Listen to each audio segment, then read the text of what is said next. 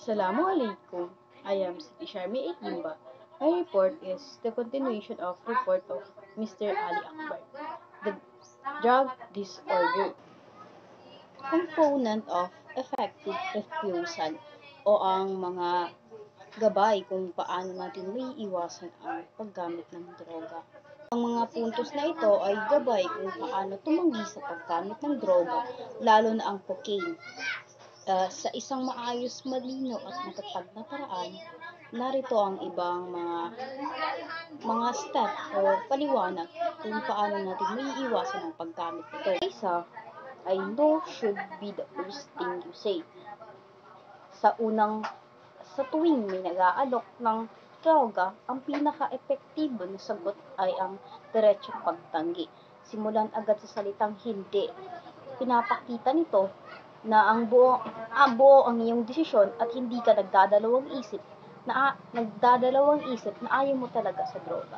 Kasi kung marami ka pang paligoy-ligoy na sasabihin mo, wag, mamaya na lang, mga ganon, patuloy ka pa rin nilang aalokin. So, dapat, in the first place, sasabihin mo na talaga na ayaw mo sa droga. Sabihin, wag ka nang alokin ngayon. Iwasan ng mga palusot tulad ng mamaya na lang o may lakad ako.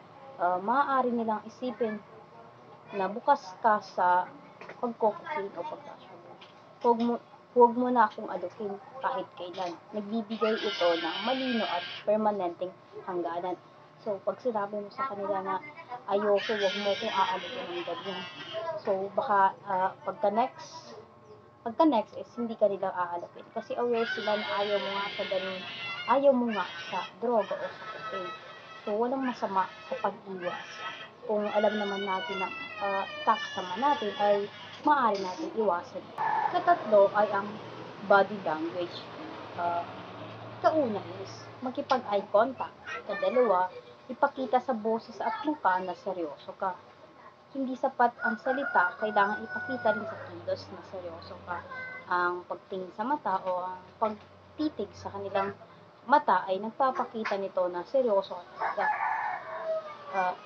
Mahaganda rin ang boses o ang tono. Halimbawa, kung sinabi mo na ayoko, wag mo kong aalokin at nakipag-eye contact ka sa kanya at yung boses mo ay buo o paggalit is alam nila na galit ka at maaaring hindi ka na nila aalukin pa. Dapat ay pumili tayo ng maayos ng kaibigan.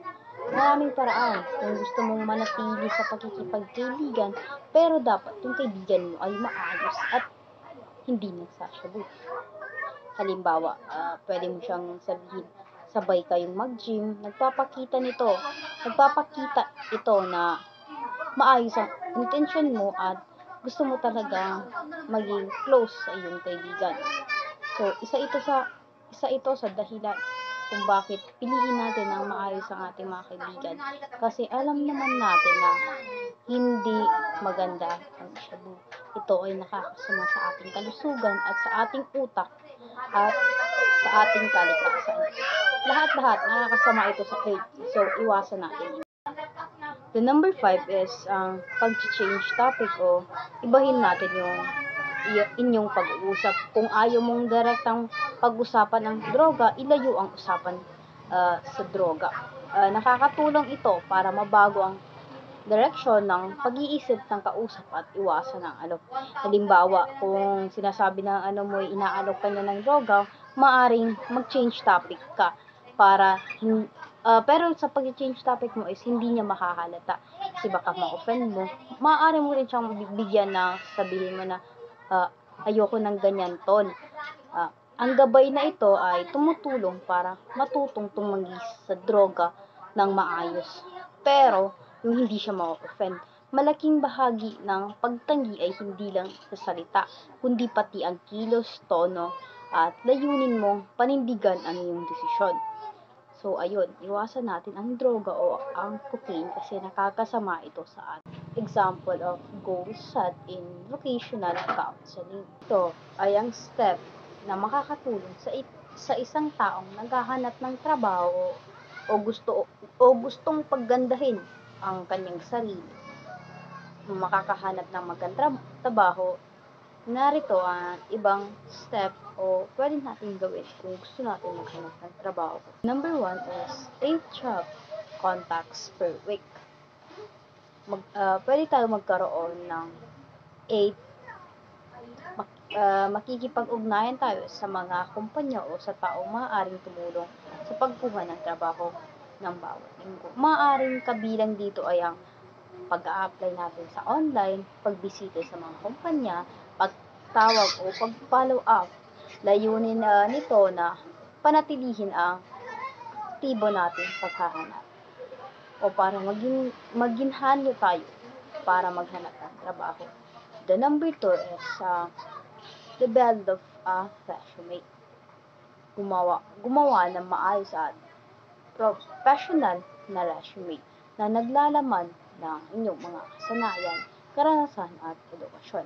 Ito ay unang tinitignan na employer, kaya mahalaga ito na malino at maayos ito. Kaya dapat kung gagawa tayo ng resume, dapat totoo ang ating mga nilalagay. Pwede rin natin dito ilagay yung mga seminar, kung ano yung experience natin sa work.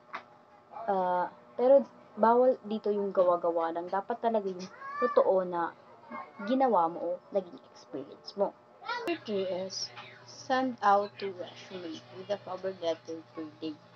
Magpadala ng 2 resume araw-araw kasama ang cover letter na naka-indicate sa pangalan ng kumpanya.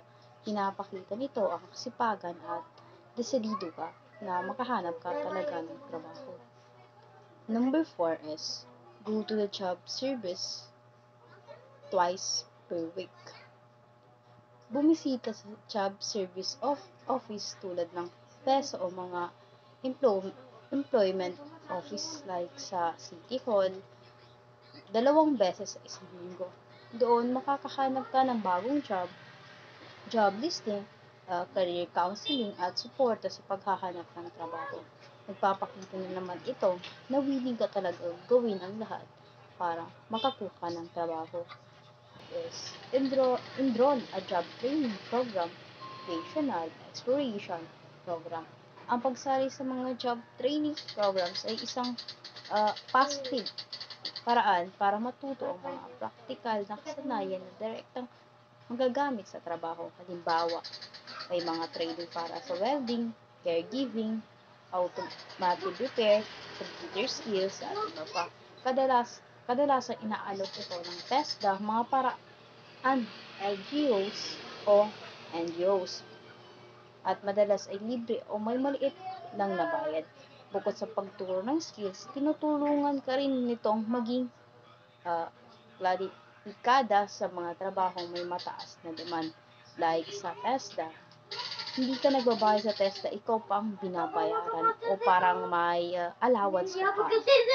Samantala, ang vocational exploration programs ay tumutulong naman sa iyo sa makilala ang sarili mo, lalo na ang iyong mga interes, lakas at kahinaan para makapili ka ng karerang para sa iyo. Sa mga ganitong programa, may mga career assessment, workshop, at orientation sa iba't ibang uri ng trabaho.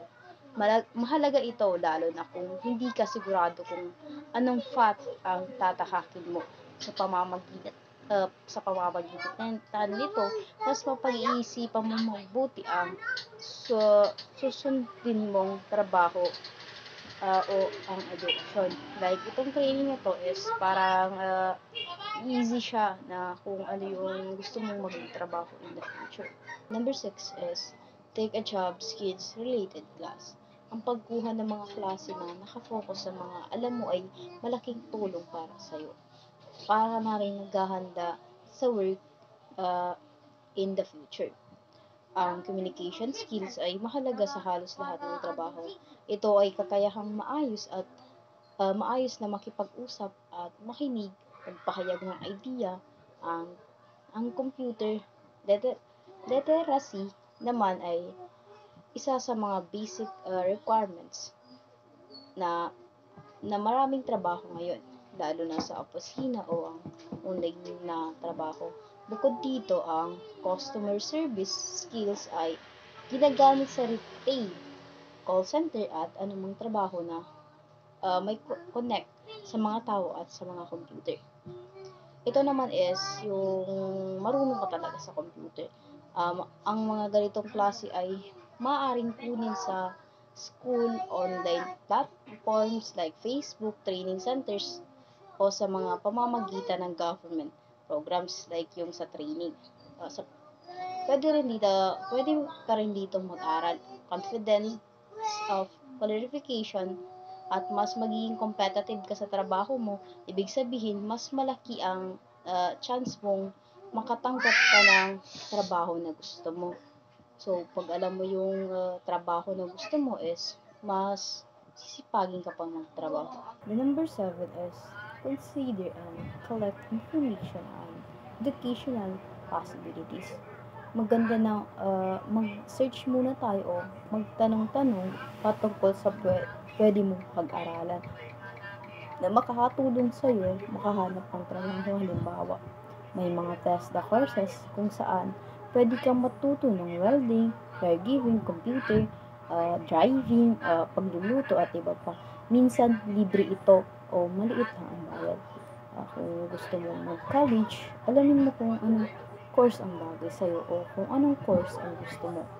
Para in the future, kung gusto mo kung ano ang gusto mong trabaho ay hindi ka na mahirapan. Pwede kang magtanong sa teacher, guidance, counselor o maghanap online. Tignan mo rin kung may scholarship o libreng pag-aaral. May mga tulong ang government at iba pang grupo para sa mga estudyanteng walang gaanong pera. Yung scholarship is para makatulong sa atin sa pag-aaral natin. Sa pamamagitan ng pagkuha ng tamang impormasyon, mas madali kang makakapili kung anong landas ang tatahakin mo sa mas magandang kinabukasan mo. Part 2 is para ito sa mga hindi alam kung paano mag-balance. The number 1, keep work hours between 35 and 50 hours per week. Ang ibig sabihin nito ay dapat mong subukang panatilihin ang iyong oras sa trabaho sa pamamagitan ng 35 hanggang 50 oras kada linggo. Kung mas bababa sa 35 oras ang trabaho mo kada linggo, maaaring kulang ang kita mo para sa mga pangangailangan, lalo na kung may pamilya kang sinusuporta. Pero kung sobra naman sa 50 oras kada linggo ang trabaho mo, pwede kang makaranas ng pagod, stress o burnout. At mawawalan ka ng oras para sa sarili mo, pamilya mo at iba pang bagay na mahalaga para sa iyo. So, ito yung mga step para alam mo kung paano i-balance ang iyong oras. Panatilihin ang tamang balance ng oras. May sapat kang panahon para kumita, pero dapat may natitira ka ring oras para magpahinga at oras para sa iyong sarili at sa iyong pamilya. At para maalagaan mo ang iyong sarili. Sa ganitong paraan, mas nagiging maayos, masaya at active ang iyong buhay sa ng oras. Number 2 is establish a more regular schedule. Gumawa ng mas consistent o regular na schedule ang pagtatrabaho. Halimbawa, mag-set ka ng 8 a.m. to 5 p.m. Lunes hanggang Biyernes is magtatrabaho ka. Nakakatulong ito para masanay ang katawan at isipan sa routine. Pinapadali rin ito ang time management, kaya mas malinaw kung kailan ka magtatrabaho, magpapahinga at gagawa ng personal na mga activity. Tips, subukan ding iwasan ang overtime para mapanatili ang healthy na work-life balance. So, iwasan natin mag-overtime. Kung kaya naman natin tapusin ng mas maaga is, gawin natin yun. Maano pa yung brain mo, madidrain pa since hindi ka nga makakatulog ng maaga. 3S, explore alternative work schedules. Mag-isip at mag-research na ibang positive work arrangement na mas mababagay sa iyong lifestyle o sa sitwasyon. Halimbawa naman ito is compressed work week, 4 days a week, pero mahaba ang working hours, flexible hours, nagsisimula ka ng 10 a.m. imbes na 8 a.m. Remote work o hybrid setup, kombinasyon ng on-site at work from home, like sa internet ka mag-work. Sa ganun is parang mas may time ka sa iyong sarili. Humanap ng schedule na epektibo para sa iyong kalusugan, pamilya at trabaho. Ang mga ito ay mga strategy para maging mas effective sa trabaho habang inaalagaan ang sarili. Hindi lang ito tungkol sa dami ng oras, kundi kung paano mo ginagamit ang oras mo para sa mas balance, mas masaya at mas matagumpay na pamumuhay. Ang mga step na ito ay tumutukoy sa mga step na makakatulong sa taong gustong lumipat ng trabaho o nasa sitwasyong ang kinakaharap ng trabaho ay hindi na healthy o toxic na higaan nila. Lalo na kung may kinalaman ito sa pag-iwas sa droga o pag-unlad na inyong career. So, nandito ang mga iilang steps. Number 1 is consider a job change. Pag-isipan ang possibility na lumipat ng trabaho. Kung ang trabaho mo ngayon ay nakakasama sa kalusugan mo o nagdudulot ng stress o anxiety sa'yo is mas mabuti talaga na lumipat ka na ng trabaho. Minsan, pag-alis sa toxic na environment ay mahalaga para sa personal nating buhay at para sa kaligtasan natin. 2 is submit application for alternative employment while continuing to work. Maghahanap ka ng trabaho o mag-a-apply ka ng trabaho while may trabaho ka pa. Ito ay isang practical dahil may income ka pa habang naghahanap ka ng bagong trabaho o opportunity. Mas maayos ang paglipat kung planado at hindi ito minamadali.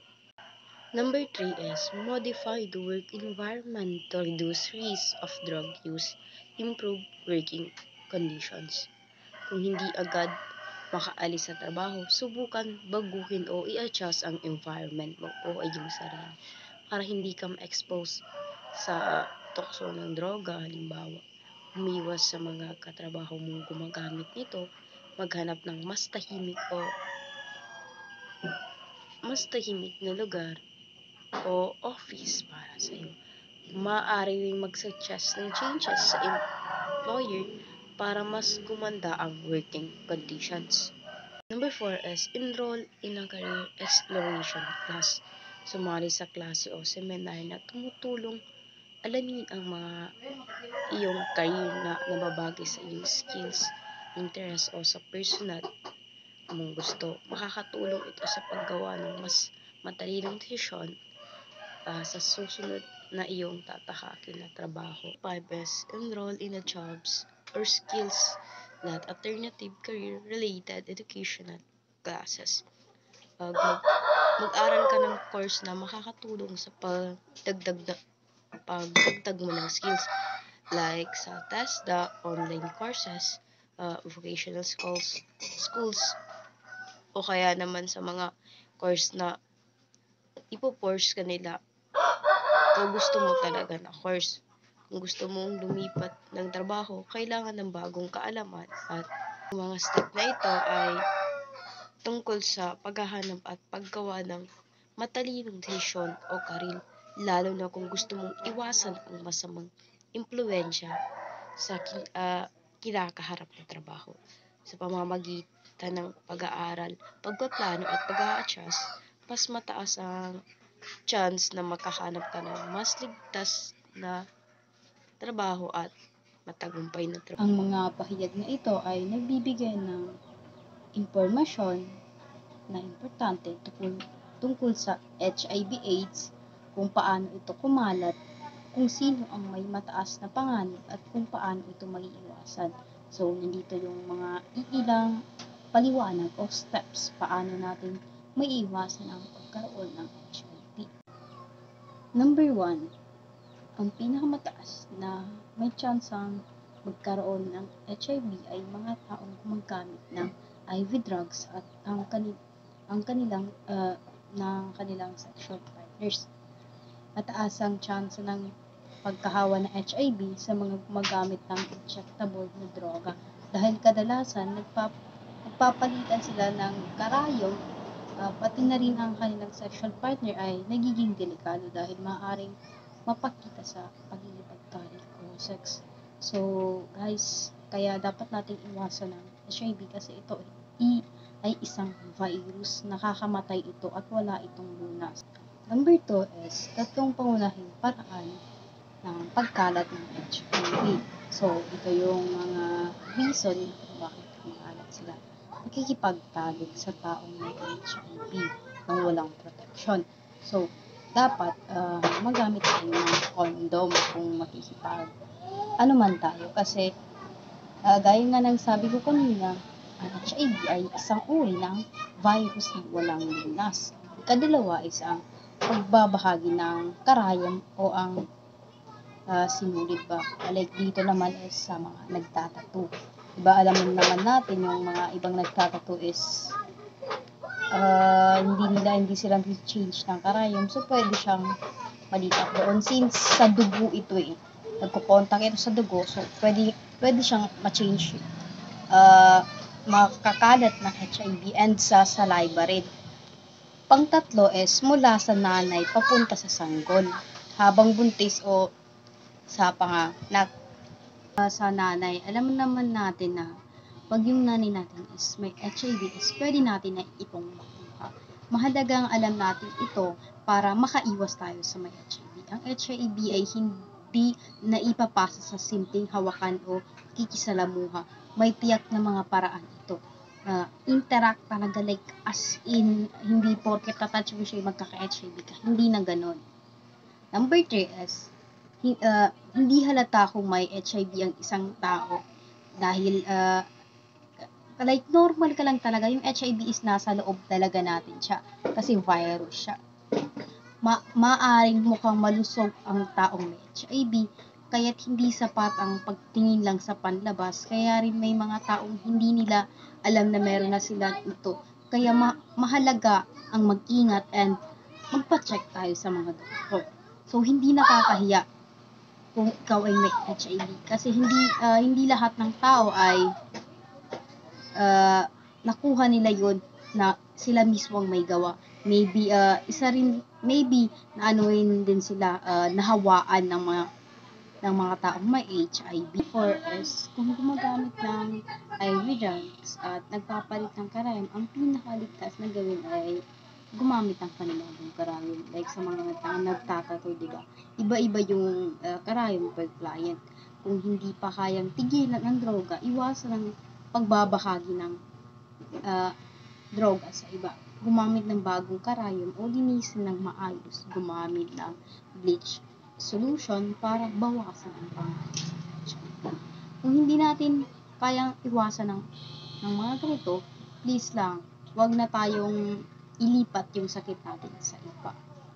Number 5 is ang unprotected sex o ang pagkikipagtalik ng walang kondom. Na may nagpapalitan ng body fluid ay ang epektibong paraan ng paglipat ng virus. So, sabi ko nga kanina is, kung tayo, kailangan talaga ng condom para sa safety natin. Kapag walang protection at may contact sa dugo, semen, vaginal fluid, o pre-ejaculate, mataas ang panganib na maipasa o makuha ang HIV. Kaya mahalaga ang paggamit ng protection at pagiging tapat sa ating partners. Nakakadagdag sa panganib ang alak at iba pang droga dahil sa mga sumusunod. Pagsusupil sa immune system, inapahina ang ating resistensya, kaya naman tayo ay may tsansang magkaroon nito. Kawalan ng malinaw na pag-iisip o judgment. Kaya madaling mapasubo sa risk behavior tulad ng unsafe sex o paggamit ng drugs. Kaya naman dapat natin iwasan ang pag-inom o pagdroga ay nagpapababa ng self-control. Kaya mas madali tayong gumawa ng bagay na mapanganib at makapagdulot ng infection sa ating katawan. Ang HIV ay isang seryosong sakit na may iwasan kung may sapat na kaalaman at pag-iingat. Ang tamang impormasyon, testing ng pag-iwas sa risk behavior tulad ng pagbabahagi ng mga karayom at unprotected sex. Kaya at pag-iwas sa substance use ay mahalagang hakbang para maprotektahan ang ating mga sarili at ang ibang tao.